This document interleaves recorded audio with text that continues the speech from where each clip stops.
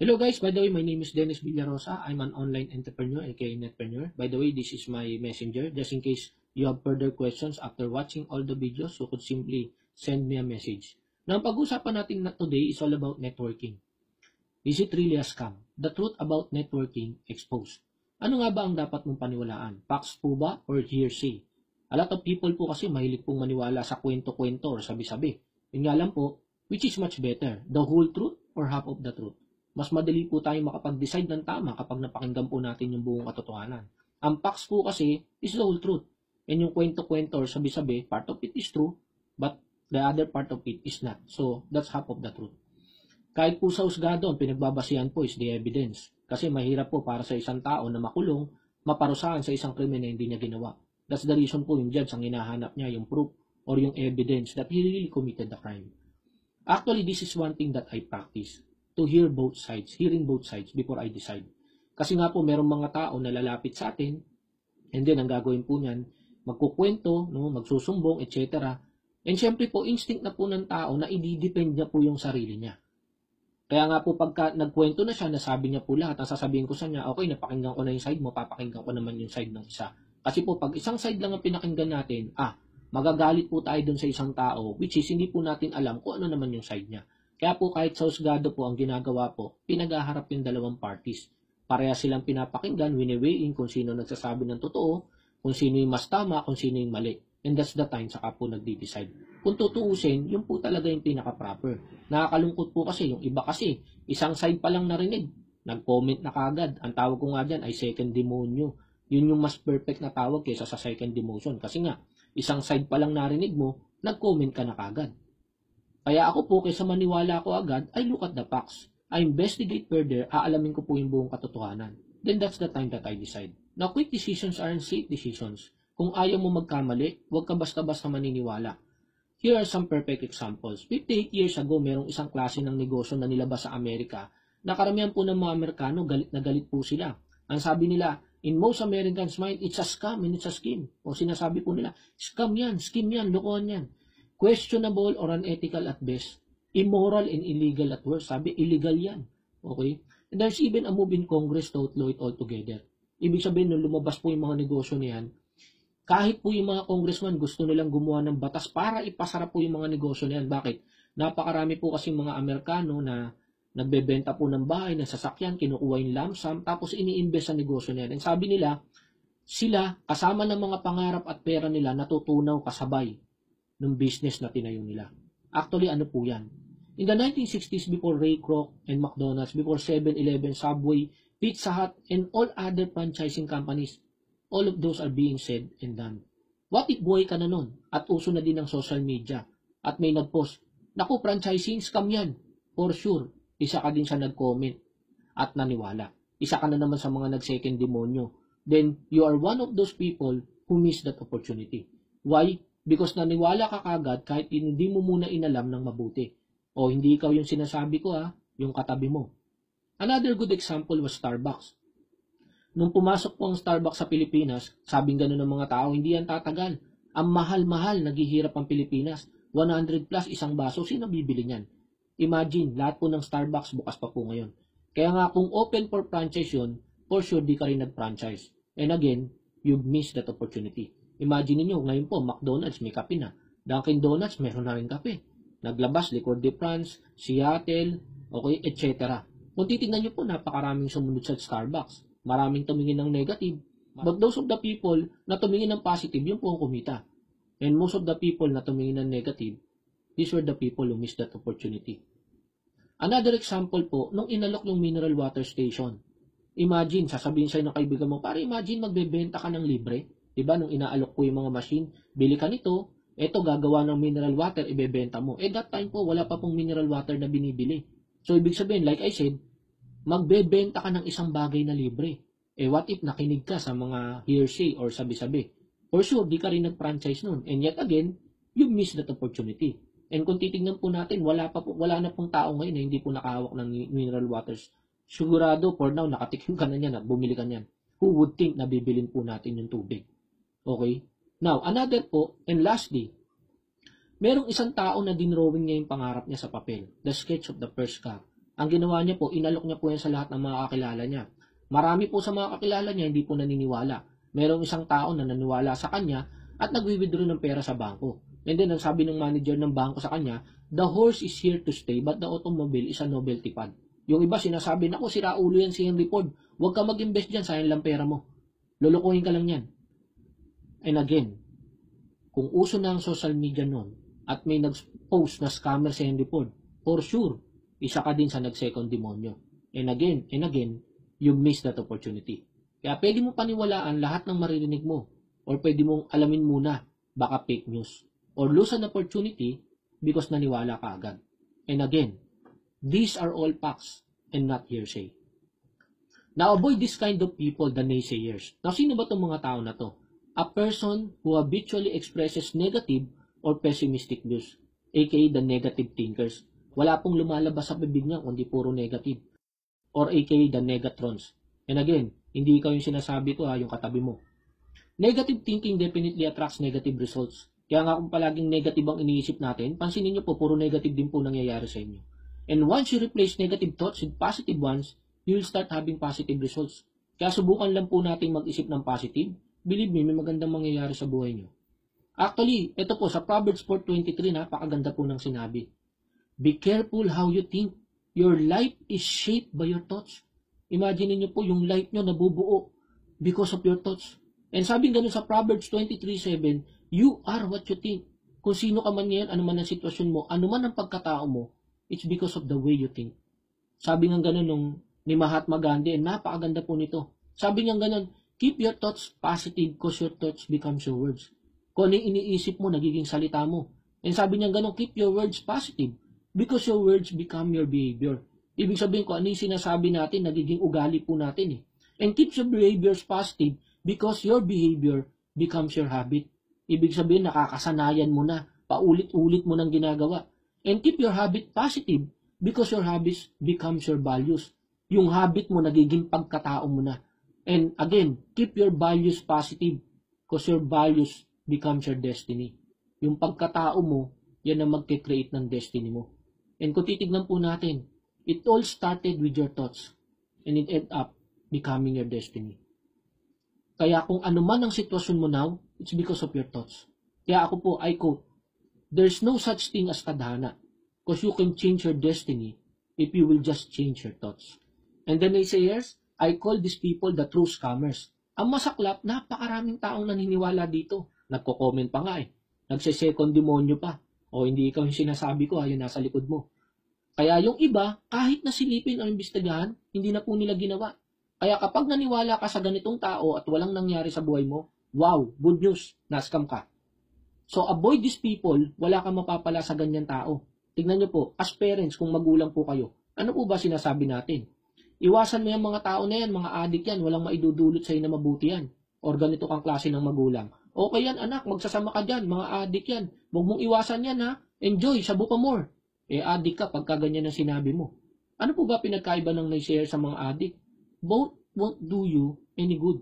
So avoid them. That's simple. Kaya pag puro negative na sinasabi, huwag mo nang entertain, it's a waste of time. Sabihin mo na kagad, ay, excuse me, natatai pala ako. Mas masarap pa pakiramdam mo nun after mo tumae kaysa ang bigat-bigat ng pakiramdam mo kasi sinalo mo lahat ng negative na pinagsasabi niya. And i-consider mo na din sila na tai sa success mo. At least, pandidirihan mo, iiwasan mo, hindi hawakan at amuyin, baka di mo na gawin. Ewan ko na lang kung tangkayin mo pang kausapin yan. I'm sorry for using such harsh words. Pero buhay mo ang apektado.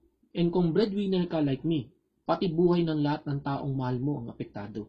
So why let your decision be affected by people like them? It's your life at maraming taong umaasa sa'yo. Kaya ako po ever since ang naging mindset ko, desisyonan mo buhay mo, didesisyonan ko naman yung akin. So at least this time may clue ka na.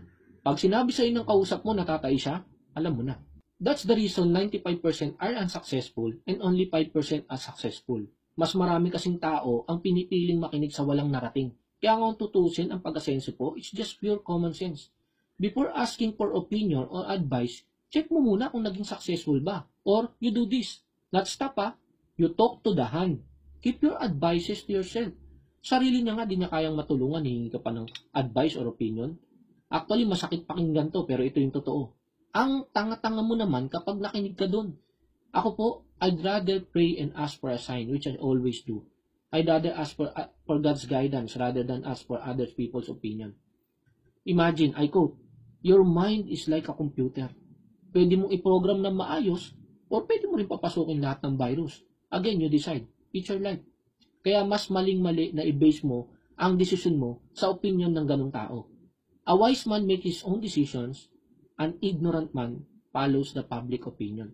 For me, mas may laban ka pa kung magde-decide ka pa sarili mo. Now, let's go ahead and investigate. Let's find out the whole truth, not just half of the truth. Now, sabi ng mga naysayers, naku, huwag ka maniwala dyan. Ang may-ari lang ang yumayaman dyan. Paano mo nasabi? Actually, mas gusto ko pa nga itong addict na to eh. Kasi at least ito, hindi po to umaayon basta-basta. Actually, mas maganda nga po, tularan natin siya dyan sa sinasabi niya na yan eh. Kesa naman ikaw yung mga tao na napakinggan mo lang yung isang side, umuo ka na kagad, napabilis mo namang maniwala. Tama? Eh mas mabuti pa, mas may labang pa sa itong tao na to. Kasi at least ito, kinokontra niya muna. I-prove mo muna, paano mo nasabi? Kaya, masakit man pakinggan, mas okay pa tong addict na to kaysa sa mga second demonyo. Now, real talk po tayo. Sa employment, ang sipag mo. Sino ba yung mayaman? Di ba yung may-ari din? Eh, ba't di ka umaalis? Di ka din nagagalit? Apply ka pa nga ng apply pag natanggal ka eh. Ouch. The truth hurts. But yun ang totoo eh. Sino ba yung mayaman? Yung nag-franchise ng Jollibee o yung may-ari mismo? Eh di wag na din tayo mag-franchise, boycott na din. Or again, sino ba yung mayaman? Yung nagtatabi ng pera sa bangko o yung may-ari ng bangko? Ang pera mo, tutubo ng 4%. Ang bangko naman, ipapautang yung pera mo sa magka-car loan or mag-house loan. Tutubuan ng 6 to 8%. So, kumita siya ng 2 to 4%. Kapag negosyante naman na nangungutang, tutubuan 12%. So, kumita yung bangko ng 8%. Now, sino kumita ng malaki? Eh, di wag na din tayong magbangko. Mga taong ang kitid ng utak. O hindi ikaw yung sinasabi ko ha, yung nasa kanan mo. Sometimes, kailangan po natin sampalin o riyuntog para magising. Baka sakaling may pag-asa pang magbago. If you want to change, you need to change the way you think. Now, these are again facts and not hearsay. Now, let's investigate further. Magjo-join ka ng 9,000, ang kapalit ng products, 8,500 to 9,500 pesos. Now, ang sasabihin naman ng mga naysayers, naku, ang mahal ng produkto, naghihirap ang Pilipinas, sino bibili? May stock lang sa iyang produkto na yan. Ano po ba mas mahal? Coke, Pepsi, or Pop? Eh, naghihirap pala Pilipinas eh. Bakit Coke and Pepsi ang sinaserve sa fast food? Eh, ba't doon di ka nagreklamo ng ganun? Ito pa, malupit. In-order mo pa nga, go large pa. Eh di wow. Another po, ano ba mas mahal? Coffee ko or Starbucks? Sus, naghihirap ang Pilipinas pero yung maliliit ang sahod, bumibili niyan. Naubos mo na nga, di pong pamabitawan yung baso. Inuwi mo pa nga, para pagsakay mo ng jeep at MRT, makita nila nag-Starbucks ka. Tapos kinabukasan, nagtimpla ka ng kape, sinalin mo doon, binitbit mo uli papasok. O aminin. Yung naysayer, sasagot pa yan. Ang binabayaran mo kasi doon, yung ambience. Kaya nga sabi nga ni Erap nung umorder sila sa isang restaurant, sabi niya sa bodyguard, bakit ang mahal ng bill natin? Sabi ng bodyguard, sir, ang binabayaran po kasi dito, ambience. Kaya sabi ni Erap, Lintex, sino sa inyo umorder ng ambience? O kung titignan po natin, nakakatawa. Pero chillax lang. Okay? Yung iba kasi pag nagkwento, parang laging may kaaway. O kilala mo yun kung sino ka. Now, magjo-join ka ng 9,000, ang kapalit na products, 8,500 to 9,500 pesos. Magkano kikitain mo o paano kikita? Direct referral is 500 pesos. Yun nga lang, since yun lang ang alam niya, at sabi niya ganun, ano mag-recruit ka?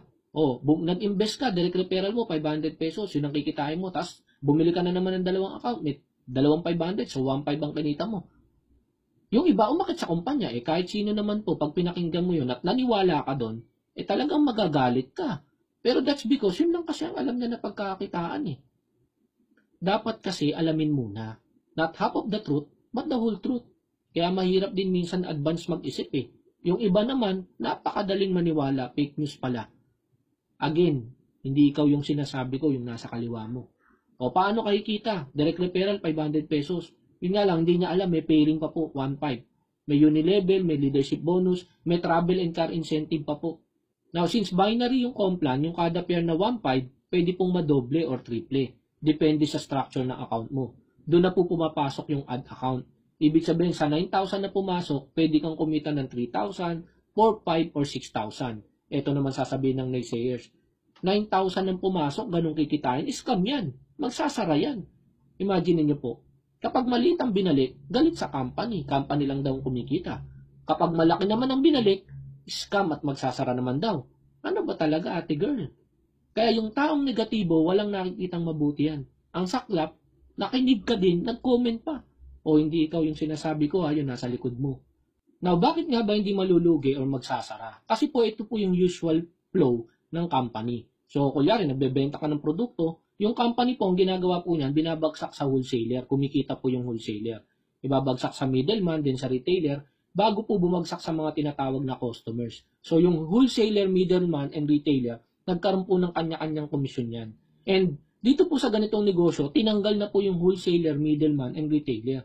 That's the reason, yung kita po na dapat napupunta dyan, yung porsyento, yun po ang ibinabalik sa atin. Kaya nagagawa po nilang mag-payout ng ganong kalaki. Number 2 po, hindi po nagbabayad ng advertisement. Not unlike McDonald's kay Sharon Cuneta, si Luis Manzano sa Shakey's and si Manny Pacquiao. So yung binabayad po sa mga tao na to, hindi na po ginagastos po yan ng kumpanya para sa anumang advertisement. Yan po yung ibinabalik po sa atin. Kaya po nagagawa po ng company na magbayad po ng ganun.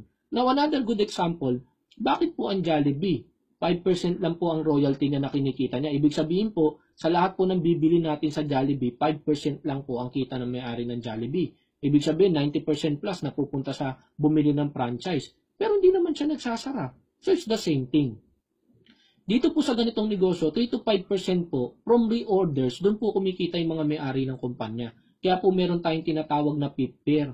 Ibig sabihin po, yung PIP-PAIR po natin, hindi na po 1,500 pesos yun. Product na po yun, hindi na po cash. So, that's forced reorder. Ang sasabihin naman ng naysayer, ay kailangan palang bumili. Imagine kumikita ka pero ayaw mong gamitin yung products. Ayaw mo malugi yung company pero ayaw mo din bumili. Ano ba talaga? Again, these are all facts and this is not hearsay. Now, the most powerful leader of the most powerful country, Donald Trump, the USA President. In 2008, Donald Trump began searching for a network marketing company with which to become associated. Ibig sabihin siya na mismo nagpaparecruit siya, naghahanap siya ng company na pwede siyang sumali or mag-invest. And this company was renamed the Trump Network. It was a multi-level marketing company. So, ibig bang sabihin na scam or scammer yung pinaka-powerful na leader sa buong mundo? Siguro naman di bobota ngayon para sumali at mag-invest sa isang networking company. Now again, these are all facts and these are not hearsay. Kaya bago ka magsalita or maniwala, alamin mo muna yung facts and not hearsay. Bottom line, huwag ka makinig sa walang alam. Alamin mo pang sarili mo. Sabi nga sa Luke 6:39, Can the blind lead the blind? Will they not both fall into a pit? Ang totoong wise person nag-iisip bago magsalita. A wise man always thinks before he speaks. And the good words he say are good and worth hearing. Yung po ang sabi sa Proverbs 16:23. Kaya kung gusto mo po makinig sa taong wise, dapat po nag-iisip muna yan bago po magsalita. Yung po ang the best filter para malaman mo kung wise or unwise yung tao. Kaya bakit ka makikinig sa mga taong unwise? Or bakit ka makikinig sa mga taong mangmang? O again hindi ikaw yung sinasabi ko, yung nasa tabi mo. Sana. Now, sabing ganun sa Proverbs 29:20, there is more hope for a fool than for someone who speaks without thinking. Ibig sabihin, mas may pag-asa pa yung siraulo, yung loko-loko, kesa dun sa mga taong nagsasalita ng hindi nag-iisip. Tapos nakinig ka pa dun sa tao na yun. Diyan suggestion kasi, mas maganda pang makinig ka sa loko-loko or sa siraulo kasi baka may pag-asa ka pa. Kaya ang aayon lang sa mga naysayer, was yung mga katulad na din mag-isip. Kaya nga sabi ng ganun, birds of the same feathers, they flock together. Pero ako po, mas gusto ko to. Birds of the same feathers are the same birds. Kaya pag pare-parehas po mga pinagsasasabi niyan, magkauri po yan. Parehas po yan na naysayer. Kaya yung mga business people, kung titignan po natin, successful people, they mingle with each other. May Makati Business Club, may Chambers of Commerce, may Lions Club, may Rotary Club, etc. Now, if you want to become successful, choose the people na pakikisamahan at pakikinggan mo. Again, avoid the naysayer. Kapag nakakausap ka na ng naysayer and the same birds, paalam pa na kagad. Sabihin mo na kagad, natatay ka. Alam na. Now, if you are not one of the naysayers, you can watch the next part of this video as the person who gave you this video.